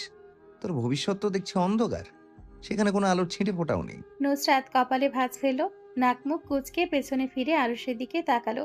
রোদের তাপে সবকিছু অন্ধকার লাগলো। চোখের পাতা কয়েকবার বন্ধ করে খোলার পর সামনে আরুষকে পরিষ্কার দেখতে পেল। কালো শার্ট ও কালো ট্রাউজার পরে সামনে দাঁড়িয়ে আছে। সব সময়ের মতো এক হাত ট্রাউজারের পকেটে। নুসরাত নিজ মনে গালি দিল আরুষকে। শালা আবার চলে এসেছে। আমার কাজে বাঁ হাত না ঢুকালে শালার পেটের ভাত হজমই হয় না। দাঁড়িয়ে দাঁড়িয়ে কি মুখ দেখছিস? যা পানির পাইপ নিয়ে আয়। শালা চলে এসেছে অর্ডার দিতে। আমাকে কি তোর চাকর পেয়েছিস? আর ঈশ্বর বাচ্চা যে তোর কাজ করব না, কি করবি দেখে নিব। নুসরাত নিজের কথা রাখতে পারল না। আরুষের জোরালো এক ধমকে দৌড়ে বাড়ির পেছনে চলে গেল পানির পাইপ আনতে। হালকা হাসিতে আরুষের ঠোঁট বেঁকে গেল। বাড়ির পেছন থেকে নুসরাত পানির পাইপ নিয়ে এসে ইসরাতের ওপর ছুঁড়ে ফেলল। পাইপের মাটি দুহাতে লাগায় ঝেড়ে ফেলার জন্য দুহাত একসাথে করার আগেই পিঠে কচি বাঁশের আঘাতে ছিটকে দূরে সরে গেল মেয়েটা। পেছন ফিরে অবাক দৃষ্টিতে তাকালো আরুষের দিকে। মনে মনে ভাবল, শালা মারলো কেন? মনের কথা মুখে প্রকাশ করলো। আমাকে কেন মেরেছেন? পানির পাইপে ভাবে ছুড়ে ফেললি কেন? ওটা যদি ইশরাতের মাথায় লাগতো তো মেয়েটা ব্যথা পেত না? অভদ্র মেয়ে মানুষ। বড় ভাই বোনের সাথে কিভাবে আচরণ করতে হয় জানিস না? কেউ ম্যানার্স শেখায়নি? আরুষ হাতের কচি বাঁশ দেখিয়ে বলল, এটা দিয়ে পিটিয়ে তোকে ম্যানার্স শেখাবো, অভদ্র মেয়ে মানুষ। শ্যামলা মুখ একে রোদে লাল হয়ে আছে, তার উপর কচি বাঁশের আঘাতে শরীর জ্বালা করছে। ইসরাত 4 হাত দূর হতে আরুষকে উদ্দেশ্য করে বলল, ভাইয়া আমি তো ব্যথা পাইনি, আর পাইপ তো আমার উপর পড়েনি। ওকে এমনি এমনি মারলেন কেন? ও দিন দিন অসভ্য অভদ্র হয়ে যাচ্ছে। ভবিষ্যতে যাতে এরকম কাজ রিপিট না হয় তাই একটা শিক্ষা দিলাম। ইসরাত নুসরাতের দিকে তাকালো। নিশ্চুপ তাকিয়ে আছে আরুষের দিকে। দূরত্ব বলতে 1 হাত। ইসরাত আরুষকে সাবধান করার পূর্বে যা ঘটার ঘটে গেল। নুসরাত 2 হাত ভর্তি বালু নিয়ে আরুষের মুখের ওপর ছুঁড়ে মারল। ঝরঝরে বালিগুলো কিছু আরুষের চোখে ঢুকলো, আর কিছু শরীর ছুঁয়ে কাপড়ের ভেতর ঢুকলো। আরুষ দাঁতে দাঁত চাপলো, হাত মুষ্টিবদ্ধ করে রাগে লাল মুখ নিয়ে বলল, বেয়াদব মেয়ে, থাপ্পড়ে গাল লাল করবো, বড়দের সম্মান করতে জানে না। আজ যদি তোর গাল থাপ্পড়ে লাল না করি আমার নাম বদলে দিস। শ্যামলা বর্ণের রমণীর হাসির ঝংকার শোনা গেল। হাসির চোটে কথা ভেঙে ভেঙে আসলো। আগে চোখ থেকে বালু বের হোক, পরে না হয় আমাকে থাপড়ে লাল করবেন নাকি নীল করবেন সেটা ঠিক করবেন। Tata, bye bye. ইসরাতের দিকে তাকিয়ে বলল, ডার্লিং ওনাকে একটু বালু বের করতে সাহায্য করো, আমি যাচ্ছি রুমে। নুসরাত মুখ দিয়ে চুকচুক শব্দ বের করে 2 হাত দুদিকে মেলে বিজয়ের হাসি দিয়ে দোতলা বিশিষ্ট বাড়ির ভেতর চলে গেল। আর বাহিরে চিৎকার করে চলেছে আরুষ। হালকা কথার আওয়াজ নুসরাতের কানে এসে বাড়ি খেলো। আমি তোকে ছাড়বো না নুসরাত, শুধু বাড়ি বের হোক চোখ থেকে। নুসরাত পাত্তাই দিল না আরুষের কথা। আগে বাড়ি বের হোক, পরে তাকে দেখবে। আর দেখলেই বা কি সে ভয় পায় নাকি আরুষকে? নিজের বাপকেও ভয় পায় না সে। ভেতর থেকে কেউ বলে উঠল, সত্যি বাপকে ভয় পাস না? নুসরাত আমতা আমতা করে বলল, ওই তো, ওই আর কি একটু। ড্রয়িং রুমে সৈয়দ বাড়ির কর্তীরা গোল হয়ে দাঁড়িয়ে আছেন আরুষকে ঘিরে। কিছুক্ষণ আগে ইসরাত আরুষকে নিয়ে বাড়ির ভেতরে এসছে। এরপর থেকে লিপি বেগম আহাজারি করে চলেছেন। এই মেয়ে এত বেয়াদব কেন? বড় ভাইকে কেউ এভাবে হেনস্থা করে? বড় ভাই হিসাবে কি শাসন করতে পারবে না? সামান্য শাসন করার বড় ভাইকে বালি ছুঁড়ে মারবে চোখে? অভদ্র। নাজমিন প্রচুর ক্ষিপ্ত হলেন নুসরাতের উপর। এই মেয়ের জন্য তিনি এক দণ্ড শান্তিতে থাকতে পারেন না। মুখ দেখে বোঝা যাচ্ছে আজ নুসরাতের পিঠে প্রচুর মার পড়বে। ঝড়ের গতিতে সিঁড়ি দিয়ে উপরে উঠে ইসরাতের রুমের দরজায় নক করলেন। ইসরাত নাজমিন বেগমকে ঝড়ের বেগে নিজেদের রুমের দিকে যেতে দেখে নিজেও মায়ের পেছনে দৌড়ালো। মায়ের কাছে গিয়ে হাত চেপে ধরলো, বোঝানোর জন্য বলল, আম্মু আজকের মতো ছেড়ে দাও, আর এরকম করবে না। না, আজ ওর একদিন কি আমার একদিন। দরজায় আঘাত করলেন ঠাস করে নাজমিন। এই কোথায় মরেছিস? দরজা খোল। দরজা খুলবি না নুসরাত, তাহলে আজ তোর কপালে শনি আছে। দরজার ওপাশে মা আর বোনের কথা শুনে নুসরাত বিমূঢ় হয়ে দাঁড়িয়ে রইল। একজন বলে দরজা খুল, আরেকজন বলে খুলবি না। নুসরাত ইসরাতের কথা না শুনে দরজা খুলল। নাজমিন বেগম তাড়াতাড়ি রুমে ঢুকে নুসরাতের শ্যামলা গালে ঠাস করে থাপড় মারলেন। ইসরাত নাজমিন বেগমকে পেছন থেকে টেনে ধরল। আরে মা, এরকম কেন করছো? ওর তো একার দোষ নেই, ভাইয়ারও তো দোষ আছে। নুসরাত মাথা নাড়ালো একসাথে অনেকবার। কোনো কথা না বলে মাথা নাড়িয়ে বোঝালো ইসরাত যা বোঝাচ্ছে তা 100% ঠিক। নাজমিন আঙ্গুল তুলে শাসালেন। আরশের থেকে দূরে থাকবি, মনে থাকে যেন। আমি যেন তোর নামে আর কোনো কমপ্লেন না শুনি। এই কথা বলছিস না কেন তুই? মনে থাকবে বল। নুসরাত ওপর নিচ মাথা নাড়িয়ে বলল, হুম। নিচে শোরগোলের শব্দ শুনে জাইন নিজের রুম থেকে বের হয়ে আসলো। ইসরাতের রুমের সামনে আসার পর নাজমিন বেগমকে চুপচাপ বের হতে দেখলো। তার পেছন পেছন ইসরাতও বের হলো। ইসরাতকে দেখে জাইন পেছন থেকে ডেকে উঠল। ইসরাত, ইসরাত শুনতে পেয়েও চুপচাপ চলে গেল, পেছন ফিরে তাকালো না। জাইন বিড়বিড় করলো, এর আবার কি হলো? নুসরাতকে রুমের ভেতর দেখে ডাক দিল। নুসরাত এগিয়ে এসে জিজ্ঞেস করলো কি হয়েছে। নিচতলা থেকে চিৎকারের শব্দ আসছিল, কিছু হয়েছে? নুসরাত উড়িয়ে দিল জাইনের কথা, হাত দিয়ে চারিপাশে মাছি তাড়ানোর ভঙ্গি করে বলল, আরে ভাইয়া, এভাবে পাত্তা দিও না। এই পরিবারের মানুষের অভ্যাস তিলকে তাল বানিয়ে নেয়া। চিল ব্রো, চিল। আমি রহিমাকে বলেছিলাম কফি দেওয়ার জন্য, এতক্ষণ হয়ে গেল কফি নিয়ে আসছে না। প্লিজ একটা হেল্প করো। আরে ভাইয়া প্লিজ, বলতে হবে না। বলুন কি হেল্প করতে হবে। আমি সব সময় রেডি মানুষের সাহায্যের জন্য। 2 কাপ ব্ল্যাক কফি কষ্ট করে তৈরি করে আমার রুমে পৌঁছে দাও। ইয়াহ ভাইয়া, এক্ষুনি দিচ্ছি। Thanks a lot sis. Thanks দিতে হবে না ভাইয়া। জাইন নিজের রুমের দিকে চলে গেল। নুসরাত কিচেনে চলে গেল ব্ল্যাক কফি বানানোর জন্য। কিচেনে যাওয়ার সময় ড্রয়িং রুমের সোফায় বসে থাকা উজ্জ্বল শ্যামবর্ণের পুরুষটির দিকে চোখ পড়ল নুসরাতের। নুসরাত ভালো করে সোফায় বসে থাকা পুরুষটার দিকে তাকাতেই পুরুষটা এদিকে তাকালো লাল চোখ নিয়ে। নুসরাতকে একটু ভয় পেল হয়তোবা। আরশ লাল লাল চোখ নিয়ে নুসরাতের দিকে তাকিয়ে আছে, চোখ দিয়ে বোঝাচ্ছে একবার হাতের কাছে পায়, তারপর দেখ কি করি তোর অবস্থা। নুসরাত ক্লান্ত ভঙ্গিতে চলে গেল কিচেনে। কিচেনে যেতে যেতে শুনলো লিপি বেগমের কথা বলার আওয়াজ। ভাইয়া আপনাদের কফি নিয়ে আসছি। রুমের দরজা হালকা চাপানো ছিল জাইনের। দরজা খুলে কফির ট্রেটা হাতে নিল। কৃতজ্ঞতার হাসি হেসে বলল থ্যাঙ্কস। নুসরাত প্রতি উত্তরে হালকা হাসলো। জাইন ট্রে নিয়ে রুমের ভেতর চলে গেল। নুসরাত নিজের রুমে যাওয়ার জন্য পেছনে ঘুরতেই শক্ত কোনো বস্তুর সাথে ধাক্কা খেল। মাথা উপরে তুলে যখন দেখলো আরশ, নিজের ভেতরের রুহু কেঁপে উঠল। লা হাওলা ওয়ালা কুওয়াতা ইল্লা বিল্লাহ। শেষ করার আগেই নুসরাতকে আরশ ঝাপটে ধরল। আরশের মুখের কোণে ফুটে উঠল বাঁকা হাসি। মুখের বাঁকা হাসি দিয়ে বোঝাচ্ছে কোথায় পালাবি তুই এখন আমার থেকে? আজ আর তোর রক্ষা নেই আমার হাত থেকে। কি হচ্ছে এখানে? হেলাল সাহেবের গলার আওয়াজ শুনে নুসরাতের থেকে ছিটকে সরে গেল আরশ। নুসরাত কাচুমাচু হয়ে দাঁড়িয়ে রইল। আসলে পাপা। হ্যাঁ, সেটাই তো জানতে চাইছি, আসলে কি? অনেক বছর পর তো ভাইয়ার সাথে দেখা, তাই ভাই বোন মিলে একটু সুখ দুঃখের আলাপ করছিলাম। হেলাল সাহেব প্রচুর খুশি হলেন। মুখ দেখে বোঝা গেল তার গম্ভীর নাকুচু ছেলে কারোর সাথে সুখ দুঃখের আলাপ করছে, এটাই অনেক। হেলাল তটস্থ ভঙ্গিতে বললেন, হ্যাঁ হ্যাঁ, ভাই বোন গল্প করো। আমি কেমন রুমে যাই? তোমাদের ডিস্টার্ব করলাম না তো? হেলাল সাহেব রুমে যাওয়ার জন্য পেছনে ঘুরে গেলেন। দুপা ফেলতে পারলেন না। পেছন থেকে নুসরাত ডেকে উঠল, বড় আব্বু। জি মা, বল। ভাইয়া বলছিল আপনার সাথে কি যেন কথা বলবে, তাই না ভাইয়া? আরশ ভেবাচাকা খেয়ে তাকিয়ে রইল। ও কখন বলল কথা বলবে? হঠাৎ মাথায় আসলো মেয়েটা তার হাত থেকে বাঁচার জন্য হিলাল সাহেবের কাছে তাকে ফাঁসিয়ে দিচ্ছে। ততক্ষণে অনেক দেরি হয়ে গেছে। নুসরাত নিজের রুমে ঢুকে দরজা লাগিয়ে দিয়েছে। আরশ কিছু বলার জন্য মুখ খোলার আগে দেখে মেয়েটা সেখানে নেই। যখন হেলাল সাহেবের দিকে তাকালো আরশ দেখলো হেলাল সাহেব প্রশ্নাত্মক দৃষ্টিতে তার দিকেই তাকিয়ে আছেন। আরশ কি জিজ্ঞেস করবে তার বাবাকে, মাথায় আসলো না।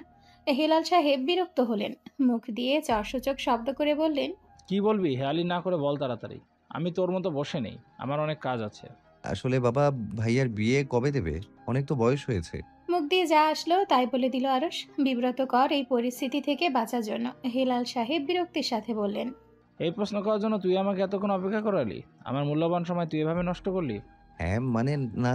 হ্যাঁ মানে নাকি? বললে বলবি হ্যাঁ, না হলে বলবি না। আর জাইনের বিয়ের সময় হলে বিয়ে দেব, চত্বর সব। হেলাল সাহেব গট গট পা ফেলে চলে গেলেন নিজের রুমের দিকে। ক্যালেন্ডার থেকে 1 মাস কাটা পড়ল। সেদিনের পর থেকে আরশ আর নুসরাতের দেখা হয়নি। আরশ যে পথে যায় নুসরাত তার উল্টো পথে যায়। দূর থেকে আরশকে তার দিকে আসতে দেখলে তাড়াতাড়ি করে ওই স্থান ত্যাগ করে নুসরাত। কয়েকদিন ধরে আরশের ব্যবসার কাজ বেড়েছে। আজকাল নুসরাত ভার্সিটি যাচ্ছে, তাই এক বাড়িতে থেকেও দুজনের দেখা হচ্ছে না। দুজনের দিন লুকোচুরি করেই কাটছে। সকাল সকাল ঘুম থেকে উঠে একতলায় আসার পর পান সুপারি খেয়ে লাল দাঁত বিশিষ্ট এক ব্যক্তির সাথে দেখা হলো ইসরাতের। ইসরাত ভদ্রতার খাতিরে সালাম দিল। লোকটা সালামের উত্তর দিয়ে পান খাওয়া লাল দাঁত বের করে হাসি দিল। ইসরাত হালকা হেসে ওই স্থান ত্যাগ করলো। খালা আপনি বললে এই মাইয়ার জন্য আমেরিকা একটা দামাল তোকামু। ইসরাতের দিকে ইশারা করে বলল লোকটা। আমি আপনাকে যে কাজের জন্য নিয়ে আসছি সেটা করেন। একটা ভদ্র সুশীল সুকন্যা খুঁজে বের করবেন আমার ছেলের জন্য। ঘটক সাহেব লিপি বেগমের কথায় মনোযোগ না দিয়ে ইসরাতের দিকে তাকিয়ে থাকলেন। আমি আপনাকে কি বলেছি সেটা কি শুনতে পাচ্ছেন? হ্যাঁ শুনতে পাইছি, কিন্তু ওই সুন্দর দেখা মায়েটার বিয়া করে দিবেন। ইসরাতের বিয়ে এখন দিব না, আর 2-1 বছর পর বিয়ে দিব। দুপুরের দিকে লুৎফা বেগম এবং মোমো আসলো সৈয়দ বাড়িতে। মোমো আসার পর নুসরাতের রুমে চলে গেল। কি বান্ধবী, কি করো? আজকাল অনলাইনে দেখাই যায় না। কিছু করি না দোস্ত, জীবনটাই কোনো এনজয়মেন্ট নাই। দিন দিন লাইফটা বোরিং হয়ে যাচ্ছে। ঠিক বলেছিস দোস্ত। আমার মাথায় একটা আইডিয়া আসছে। কি আইডিয়া দোস্ত? দাঁড়া, কানে কানে বলি। কতক্ষণ গুজুর গুজুর ফুসুর ফুসুর করার পরে জিজ্ঞেস করলো মোমোকে, কেমন আইডিয়া? এক্সিলেন্ট। তারপর দুজন হেসে উঠল। কিছুক্ষণ পর রুমে ইসরাত আসলো। কি করছিস তোরা দুটো এখানে? আর তুই কখন এলি? আর কি নিয়ে এত হাসাহাসি করিস? এই তো কিছুক্ষণ আগে আপু। এসব জেনে তুই কি করবি? ওটা আমাদের সিক্রেট। হ্যাঁ হ্যালো সাদিয়া। হ্যাঁ আমি মোমো। অনিকা আর ইসরাত বের হয়ে গেছে, তুই সৌরভীকে নিয়ে ক্যাফেতে আয়। ওপাশ থেকে কি বললো শোনা গেল না, শুধু নুসরাতের উত্তর শোনা গেল। হ্যাঁ, আমাদের বাসার সামনের মোড়ে যে ক্যাফে আছে ওইটাই। ক্যাফের বাইরে থেকে সাদিয়া ও সৌরভ নুসরাতের সাথে যোগ দিয়ে ভেতরে প্রবেশ করলো। কোনো এক ব্যক্তির খোঁজে চারিদিকে চোখ ঘোরালো নুসরাত। কাঙ্ক্ষিত ব্যক্তিকে খুঁজে পেয়ে নুসরাত ওইদিকে হাঁটা ধরল। কাঙ্ক্ষিত সিটে গিয়ে বসে পড়ল নুসরাত। তার সাথে সাথে বসে গেল সৌরভ, মোমো, সাদিয়া ও অনিকা। ইসরাত সবার শেষে এসে বসলো। শুধু তাকিয়ে তাকিয়ে দেখলো নুসরাত কি গন্ডগোল পাকাচ্ছে। নুসরাত 2 হাত নাড়িয়ে ঠোঁটের কোণে হালকা হাসি এনে বলল, হ্যালো হ্যান্ডসাম, কেমন আছো? ইসরাত ভ্যাবাচ্যাকা খেয়ে তাকিয়ে রইল। মাথায় টাক পড়া একটা লোককে তার বোন হ্যান্ডসাম বলছে, আবার তার দিকে তাকিয়ে মিষ্টি হাসছে। এদের মতলব আসলে কি? ইসরাতের চিন্তার অবসান ঘটিয়ে নুসরাত আবার বলল, আপনাকে যার কথা বলছিলাম সেই মেয়েটা হলো এই মেয়ে। ওর নাম আনিকা। আপনার সাথে ডেটে যাওয়ার জন্য একেবারে পারফেক্ট, তাই না? লোকটা ডেটে যাওয়ার জন্য কচি সুন্দরী মেয়ে পেয়ে অনেক খুশি হয়েছে, তা তার মুখ দেখে বোঝা গেল। অনিকার দিকে তাকিয়ে যখন দাঁত বের করে হাসলো লোকটা, তখন দেখা গেল লোকটার ওপরের পাটির সামনে 2টো দাঁত নেই। সাদিয়া লোকটার সামনে দাঁত 2টো না দেখে হু হা করে হেসে ফেলল। পর মুহূর্তে আবার নিজের মুখ চাপা দিল হাত দিয়ে হাসি বন্ধ করার জন্য। চেয়ারের নিচের দিকে তাকিয়ে মুখ চেপে হাসলো ইসরাত। সবাই হাসছে, কিন্তু তাদের মধ্যে কাঁদো কাঁদো মুখ বানিয়ে অনিকা ভাবল, নুসরাত আপি আমাকে এভাবে ফাঁসিয়ে দিল কেন যে আসতে গেলাম আপির সাথে, আর জীবনেও আপির সাথে আসার জন্য বায়না ধরবো না। কি হয়েছে, আপনারা হাসছেন কেন? ফ্যাসফেসে গলার আওয়াজে সবার হাসি বন্ধ হয়ে গেল। সৌরভী বলল, তেমন কিছু না আঙ্কেল, এমনি হাসছিলাম। লোকটা চেতে গেল আঙ্কেল বলাই। সৌরভীকে ধমকে বলল, আমাকে দেখে কি আঙ্কেল মনে হয়? না না, আপনাকে দেখতে আঙ্কেল মনে হয় না, আপনাকে দেখতে একদম ইয়াং ছেলেদের মতো মনে হয়। ইয়াং ছেলেদের দেখতেও এত সুন্দর লাগে না যতটা আপনাকে লাগে। কথাটি বলে মুখ টিপে হাসলো মামু। লোকটা বলল, এই বেয়াদব মেয়েকে একটা বুঝিয়ে বলো, তোমাকে মনে হচ্ছে অনেক ভদ্র। নুসরাতের পেট ফেটে হাসি আসলো। হাসি সামলে নুসরাত বলল, জি আয়ান ভাইয়া, আমি সৌরভীকে বুঝিয়ে বলবো। ও সরি, এত কথা বললাম, আপনার নামটাই জিজ্ঞেস করা হলো না। লোকটা কিছু বলতে যেতেই লোকটাকে থামিয়ে দিয়ে নুসরাত বলল, আমি বলছি, এই হ্যান্ডসামের নাম হলো গজম্বর আলী। বলে হু হু হা হা করে হাসলো। মোমো ক্যাফের টেবিলে থাপড় মেরে মেরে হাসলো। সাদিয়া খ্যাক খ্যাক করে হাসলো। আর নুসরাত পারলে হাসতে হাসতে এখানেই শুয়ে পড়ে। ইসরাত জোরে জোরে হাসতে পারে না, তাই ভেতরে ভেতরে হাসলো। এর মধ্যে ওয়েটার এসে 2টো অ্যাসপ্রেসো, 2টো আমেরিকানো ও 3টি ক্যাপুচিনোস দিয়ে গেল। ক্যাপুচিনোসে চুমুক দিয়ে বলল নুসরাত, আপনি কবে ডেটে যেতে যাচ্ছেন? এই সপ্তাহে শুক্রবারে যেতে চাচ্ছি। অনিকার দিকে ইশারা করে বলল, আপনার কোনো সমস্যা নেই? অনিকা নুসরাতের দিকে তাকিয়ে রইল।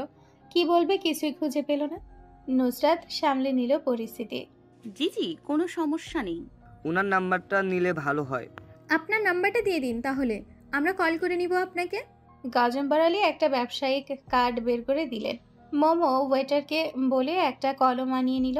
নাম্বার দেওয়ার পর গজম্বর আলী নিজের পকেটে কার্ডটা ঢুকিয়ে নিলেন। অন্যদিকে মেহরুন্নিসা রাগে গজগজ করছেন। লিপি বেগম ছেলের জন্য মেয়ে পছন্দ করছেন আর তাকে জিজ্ঞেস করার প্রয়োজন বোধ করেননি। আজ যদি ঝর্ণা তাকে এ কথা না জানাতো তাহলে তো তিনি জানতেই পারতেন না। লিপি বেগমকে ও হিলাল সাহেবকে ডেকে পাঠালেন মেহরুন্নিসা। যখন আসলেন হিলাল সাহেব ও লিপি বেগম, মেহরুন্নিসা কিছুক্ষণ ধমকাধমকি করার পর তিনি চুপ হলেন। শুনলাম ছেলের জন্য মাইয়া দেখতাছ? জি আম্মা। আমারে জিগাইবার কথা একবার ভাবলা না? আমি কি তোমার ছেলের মন্দ চাই? ভালোই তো চাই তোমার ছেলের। আচ্ছা, এসব কথা বাদ দাও এখন। জাইনের জন্য মায়া দেখবার দরকার নাই। আমার কাছে একটা মাইয়া আছে, সময় হইলে আমি খোঁজ দেয়া দি মনে। চিন্তা করবার লাগবো না। মায়া কম কথা কয়, অনেক ভালা, কারো কথার উপর কথা কয় না, একদম সোনাই সোহাগা মাইয়াটা। হেলাল সাহেব মায়ের কথায় সহমত প্রকাশ করলেন, কিন্তু লিপি বেগমের মুখ দেখে বোঝা গেল তিনি মেহরুন্নিসার এই কথায় খুশি হননি। বড় বৌমা, তুমি কি তা খুশি হও নাই মোর কথায়? না মা, তেমন কিছু না। আচ্ছা, এইবার তোমরা তোমাকে কাজে যাও। সাইয়া সাইয়া আমার মুখ দেখা বন্ধ করো, আমার এখন আরাম করতে হইব। লিপি বেগম মুখ কালো করে চলে গেলেন। হেলাল সাহেবও চুপচাপ হাঁটা ধরলেন হেলাল সাহেবের পেছন পেছন। ক্যাফেতে গজম্বর আলীর সাথে কথা শেষ করে মমরা সবাই উঠতে যাবে, তখন পেছন থেকে চেনা পরিচিত গলা শোনা গেল। সবার আগে পেছন ফিরে তাকালো অনিকা। নুসরাতের পাশে চেয়ারে বসায় অনিকা নুসরাতের কানে কানে বলল, আরশ ভাইয়া আর জাইন। কথা শেষ করার পূর্বেই আরশ বলল, তোরা এখানে কি করছিস? অনিকা ন্যাকা গলায় বলল, ভাইয়া দেখো না, নুসরাত আপি আমাকে এখানে জোর করে ধরে নিয়ে এসেছে। আমি এখানে আসতে চাইনি, তারপরও নিয়ে এসেছে, আর ওই লোকের সাথে আমাকে ডেটে পাঠিয়ে দিচ্ছে। আরশ তাকালো নুসরাতের দিকে, যে চোখ বড় বড় করে অনিকাকে শাসাচ্ছে। আরশকে তাকাতে দেখে চোখ অন্যদিকে ঘুরিয়ে নিল। নুসরাত, তুমি অনিকাকে জোর করে কেন নিয়ে এসছো এখানে? মম নুসরাতের হয়ে সাফাই দিতে যাবে তার পূর্বেই ডেলা রেস্টুরেন্টে প্রবেশ করলো। গোল হয়ে সবাইকে দাঁড়িয়ে তাকাতে দেখে বলল, এই জাইন, দাঁড়িয়ে আছিস কেন? কি হয়েছে? নুসরাত ও ইসরাতের দিকে তাকিয়ে ডেলা বলল, এটা তোর কাজিন না? সৌরভী মম ও সাদিয়ার দিকে তাকিয়ে বলল, তোমাদের তো চিনতেই পারছিলাম না। আমি জাইন ভাইয়ার কাজিন মোমো, আর ওরা আমাদের ফ্রেন্ড সৌরভী ও সাদিয়া। ও, তোমরা আমাদের সাথে জয়েন করো? জি আপু, অবশ্যই। নুসরাত নাক মুখ কুচকে তাকিয়ে রইল অনিকার দিকে। সাদিয়ার কানে কানে বলল, বলটা কিভাবে আমাকে ফাঁসিয়ে দিল দেখলি সাদিয়া? এর শোধ যদি না নেই তাহলে আমার নাম নুসরাত না। ফ্যাসফ্যাসে গলায় গজম্বর আলী বললেন, আগামী শুক্রবারে আমি কল করব, সময় মতো চলে এসো। অবশ্যই ভাইয়া, জায়গাটা এই নম্বরে মেসেজ দিয়ে দিবেন, আনিকা চলে আসবে সময় মতো। গজম্বর আলী চলে গেলেন রেস্টুরেন্ট থেকে। আরও শুধু তীক্ষ্ণ চোখে তাকিয়ে সব দেখলো। মুখ দেখে বোঝা গেল না মনে কি চলছে। আজ বাসায় গেলে মামার হাতের একটা মার মাটিতে পড়বে না। আমি আর আপু তো যেমন তেমন করে বেঁচে যাব, তোর কি হবে? দেখ আড়াইশার বাচ্চা কিভাবে তাকিয়ে আছে তোকে বাঁচ দেওয়ার জন্য। রেডি থাকিস বোন, পিঠ শক্ত করে বাসায় যাস। নুসরাত কথা বলল না, চুপচাপ মনোযোগ দিয়ে শুনলো মমর কথা। আল্লাহর হাতে ছেড়ে দিল, যা হওয়ার হবে। এখন একটু জাইনের টাকা খাওয়া যাক। সব চিন্তা উড়িয়ে দিয়ে চেয়ার টেনে বসে পড়ল। আরে ইসরাত, দাঁড়িয়ে আছো কেন? বসো। নিজের পাশের সিটে ইশারা করে ডেলা বলল, এখানে বসো। ইসরাত হালকা হেসে ডেলার পাশে গিয়ে বসলো। ডেলা আরশ জাইনের সাথে কিছু ব্যবসা বিষয়ক কথা বলে খাবার অর্ডার দিল। Nusrat hot lollipop, Israt crispy chicken fry, momo, Sourabhi burger, Sadia nachos order দিল। মোমোর ফোনে কল আসায় সে টেবিল থেকে উঠে গিয়ে কল ধরল। হ্যালো ভাইয়া। ফোনের ওপাশ থেকে কি বলল শোনা গেল না। হ্যাঁ, মামাদের বাসা থেকে বের হওয়ার পরে যে মোড় পাওয়া যায় ওইখানে যে রেস্টুরেন্ট আছে ওইটাতে আছি। আচ্ছা চলে আসো, আমি ক্যাফের বাইরে আসছি। ফোনে কথা বলা শেষ করে মোমো টেবিলে গিয়ে বসলো। নুসরাত জিজ্ঞেস করলো কে কল দিয়েছে। মোমো বিস্তারিত জানালো যে আশিক তাকে নিতে আসছে।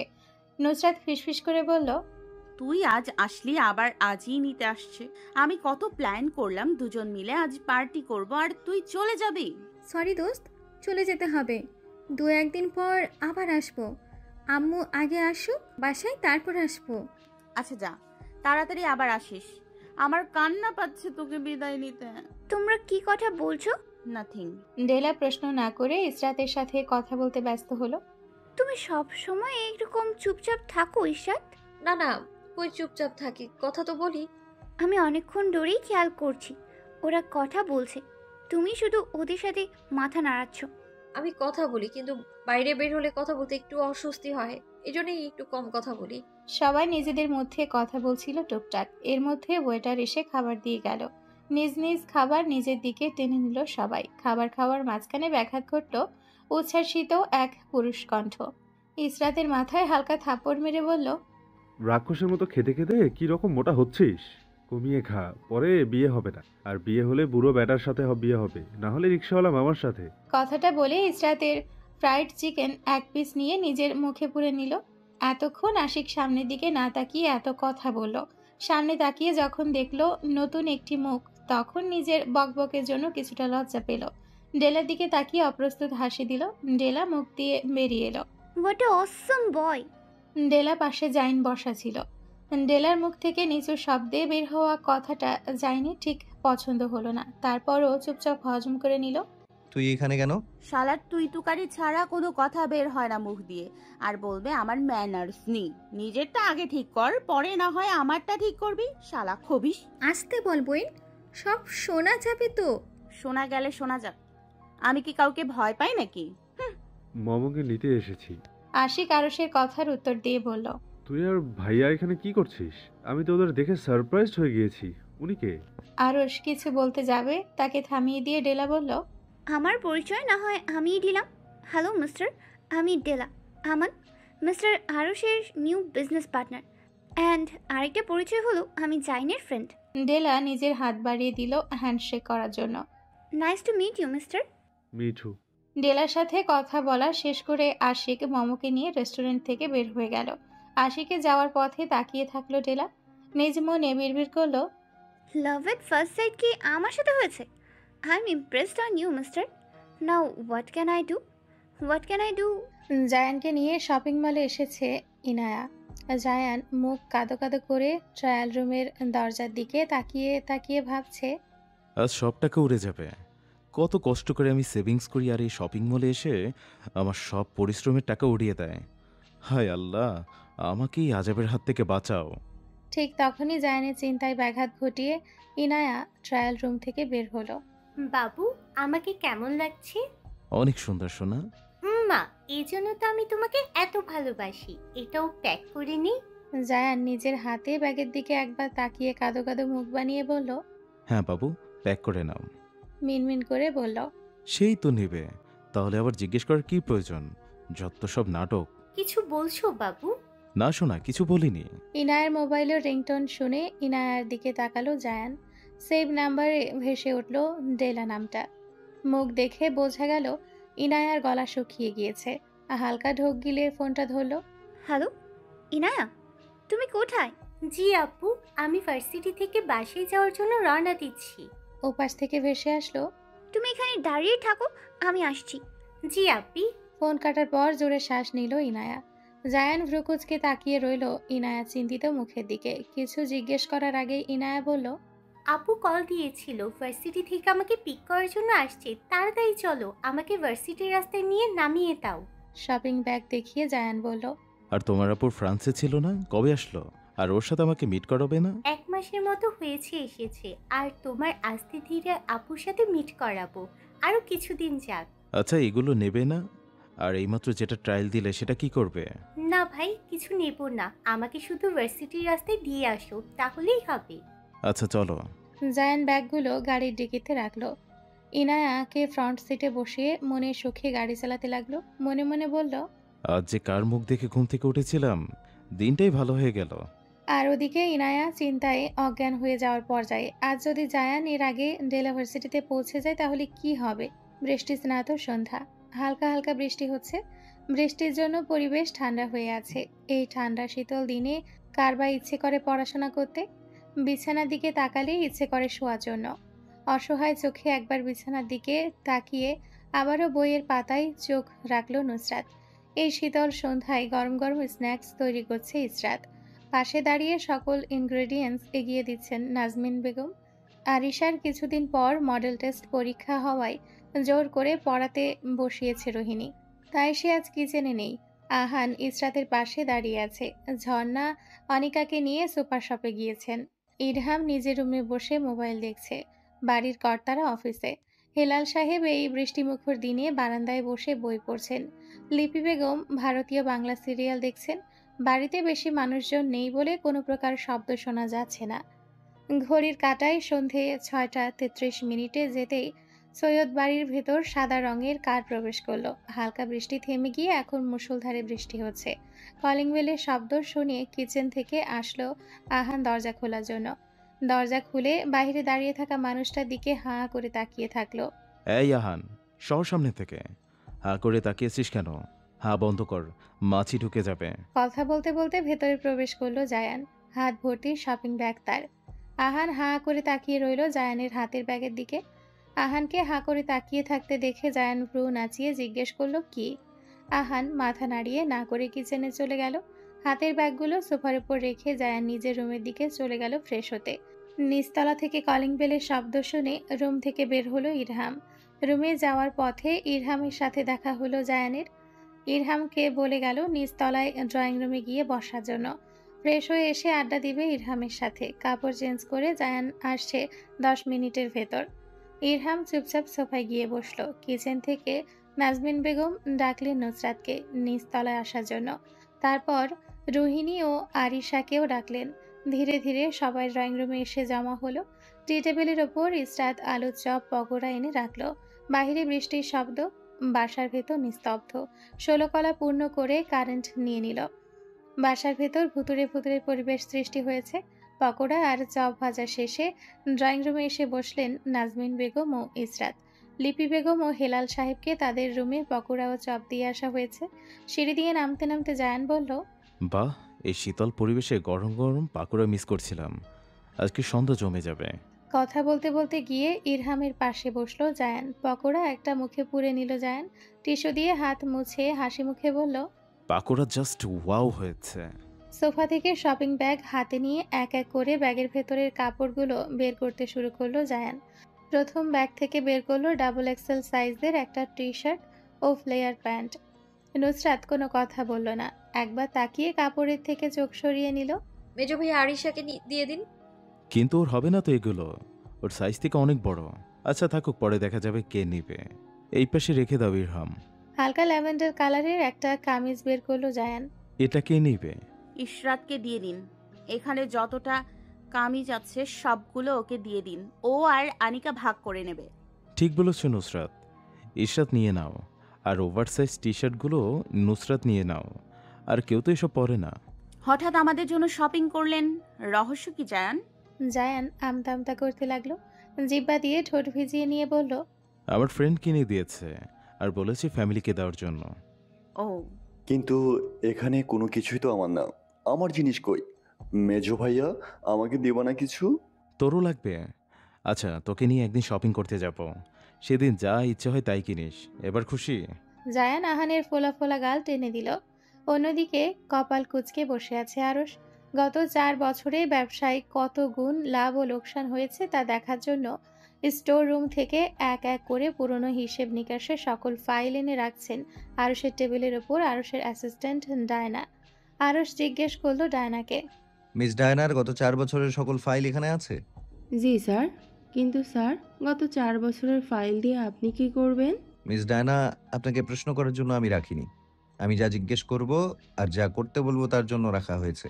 তাই বাড়তি কোনো প্রশ্ন না করে নিজের কেবিনে যান। অপমানে মুখ থমথমে হয়ে গেল ডায়নার।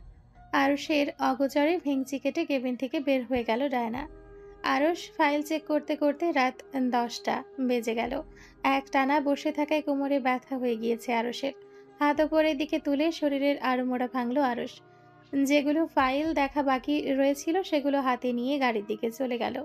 Black colour Audi RS6 parking area থেকে বের করে বাসায় যাওয়ার উদ্দেশ্যে রওনা হলো। বৃষ্টি এখনো থামেনি। অফিস থেকে ধীরে ধীরে সবাই বাড়িতে আসছেন।